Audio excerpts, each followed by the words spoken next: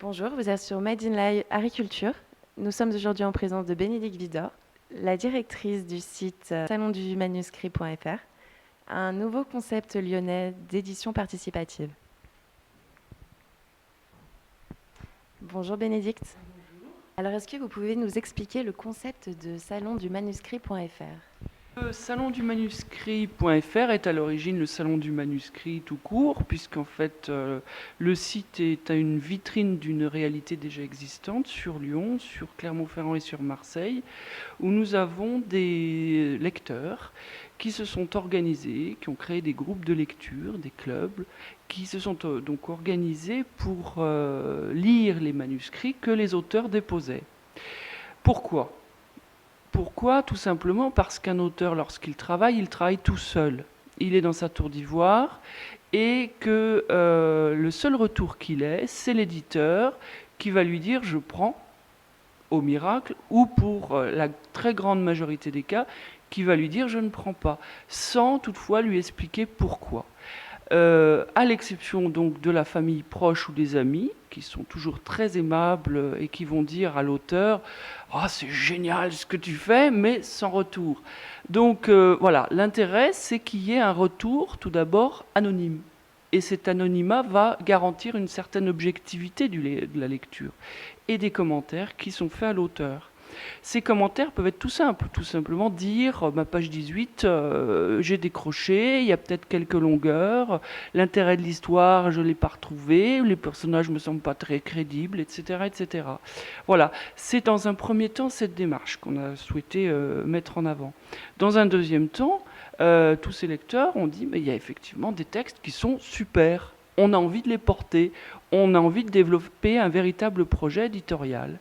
Et donc on va mettre ça en place, c'est déjà mis en place, la structure existe pour accueillir ces livres, et ces livres vont être publiés en librairie à plus de 1000 exemplaires et vont être l'objet d'une réelle promotion. Il ne s'agit pas de publier sur une petite vitrine sur Internet en disant bah, c'est génial, vive l'autocongratulation, on est tous super contents et tous les amis qui m'aiment viennent cliquer. Non, il s'agit de faire un vrai livre en respectant la chaîne du livre dans son intégralité qui va de l'auteur au lecteur, mais en passant par une réelle sélection et en assurant une réelle promotion.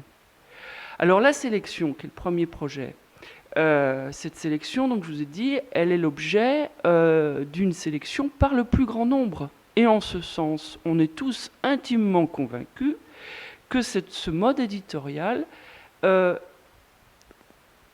faire des émules, parce que la sélection qui est le fait d'un plus grand nombre, elle est beaucoup plus légitime qu'une sélection par un seul homme ou une seule femme dans une maison d'édition traditionnelle. Y a-t-il des conditions à respecter pour publier un livre? Alors, pour venir sur notre site ou pour déposer un texte auprès du Salon du Manuscrit, il n'y a aucune condition à respecter, sinon qu'à respecter je dirais la bonne moralité. Alors la bonne moralité pour un écrivain, ça peut aller loin, mais on évite les textes trop licencieux et les textes xénophobes ou sexistes. Est-ce que tous les livres que vous recevez sont mis en ligne? Tout à fait, tout à fait, à l'exception donc des textes qui sont licencieux ou des textes qui sont déjà l'objet d'une promotion sur Internet. C'est-à-dire que tous les textes qui ont été auto-édités et qui se sont un petit peu pris dans la toile d'araignée du web, avec des formules magiques, des propositions extraordinaires faites par des structures éditoriales peu scrupuleuses, celle-là, on ne peut pas en assurer la promotion sur notre site. Nous, on est là pour faire un véritable travail avec l'auteur, lui donner un retour et éventuellement le publier.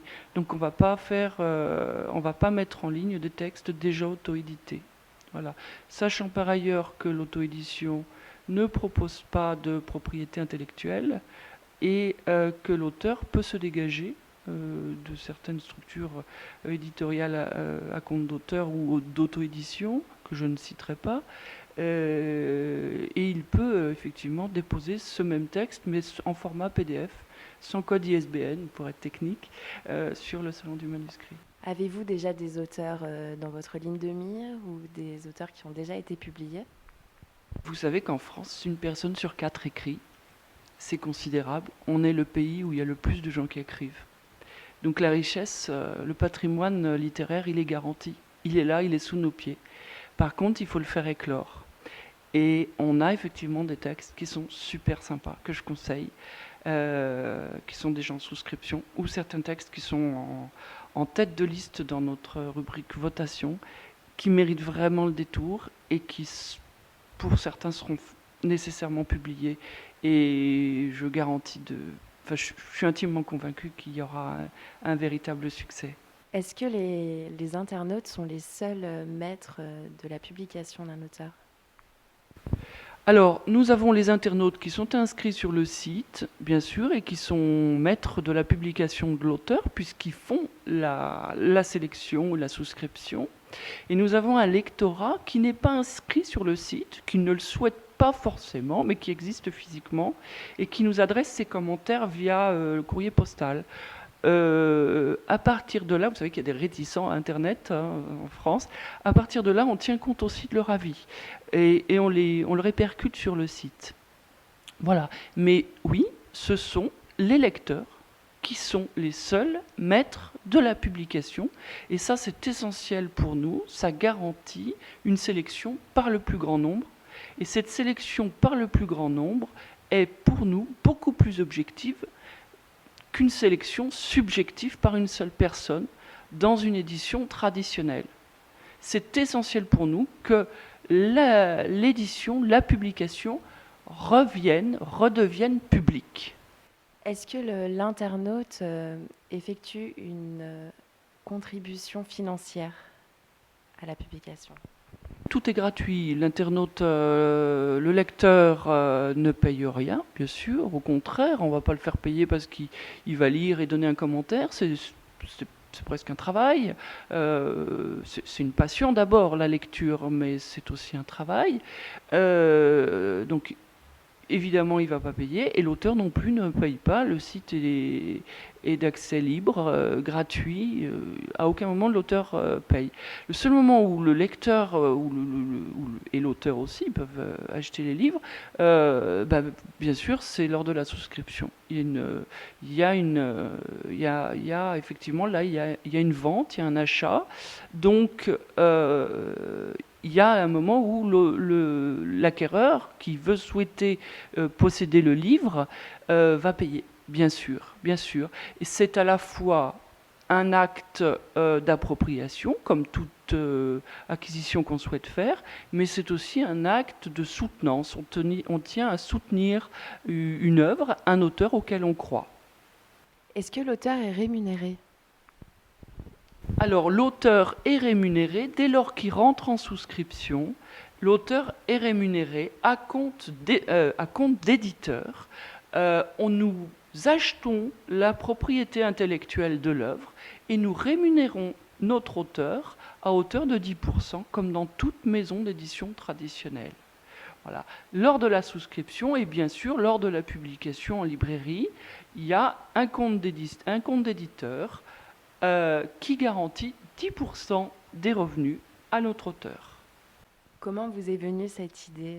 Alors moi, j'avais 20 ans dans les années 85-90 et j'ai trouvé qu'il y en avait un petit peu marre, ras-le-bol de cette autocratie de l'éditeur ou du producteur de musique.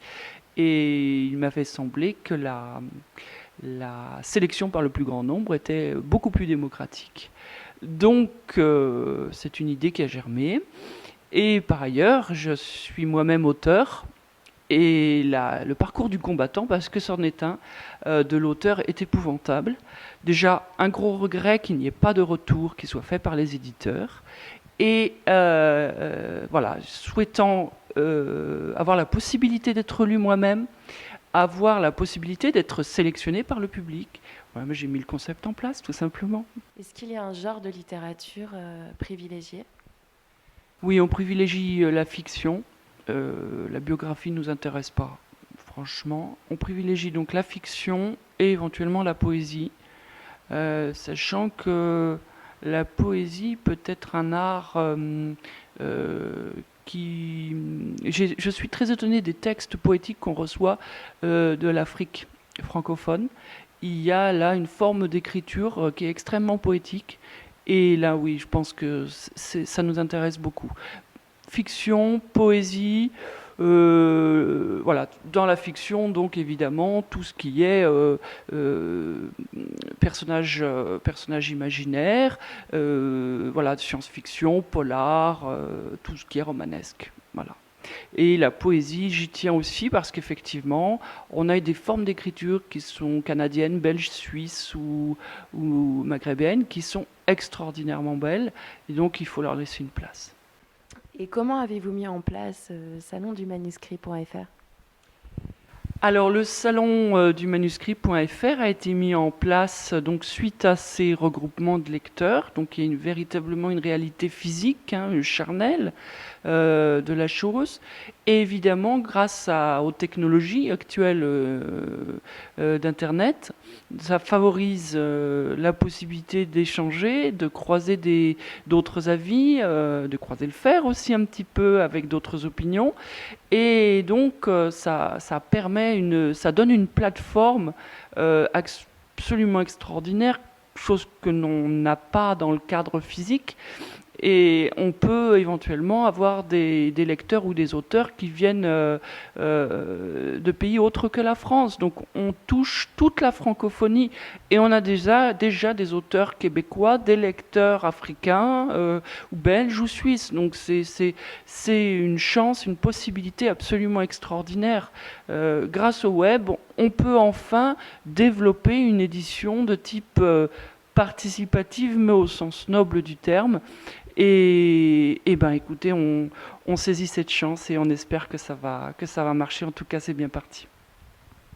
On vous remercie d'avoir répondu à nos questions et on vous souhaite le meilleur pour salon du manuscrit.fr. C'est moi qui vous remercie. Je vous remercie de m'avoir invité.